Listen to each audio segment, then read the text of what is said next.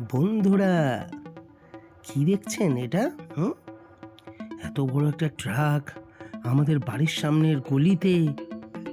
আবার তারের মধ্যে আটকেও গিয়েছে। হুম কিসের ট্রাক এটা? আর ট্রাকের উপরে এটা কি? হুম নাগরদোল্লা।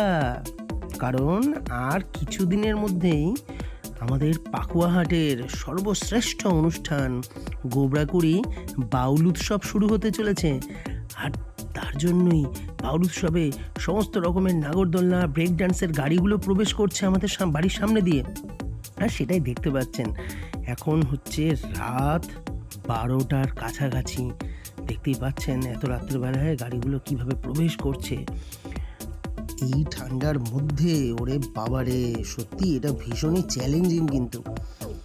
আর রাস্তার দুপাশে তো ড্রেন, বুঝতেই পারছেন। স্যার, দুপাশে নয়, এক পাশে, কিন্তু আরেক পাশে মানুষজনের বাড়ি ঘর। হ্যাঁ, যেমন আমাদেরও বাড়ি রয়েছে। তাহলে সেই রাস্তাটা যেহেতু একটু ছোট, তাই গাড়িগুলো লেগে যাওয়ার একটা চান্স থাকছে। ওপর দিয়ে বিভিন্ন রকমের হাই এক্সটেনশন তারগুলো গিয়েছে, তাতে লেগে যাওয়ার একটা চান্স আছে। বাট ওনারা খুব সতর্কভাবে প্রবেশ করলো রাস্তাতে।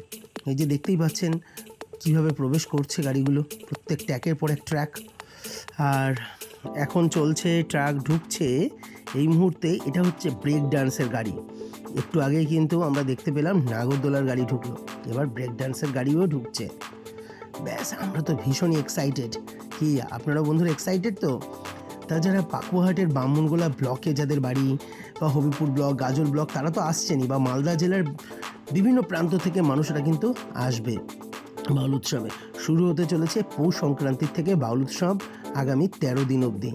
তো সবাই চলে আসুন পাকুয়াহাট গোবরাকুড়ি বাউল উৎসবে। দেখা হচ্ছে সবার সাথে। চলুন, সবাই ভালো থাকবেন, সুস্থ থাকবেন।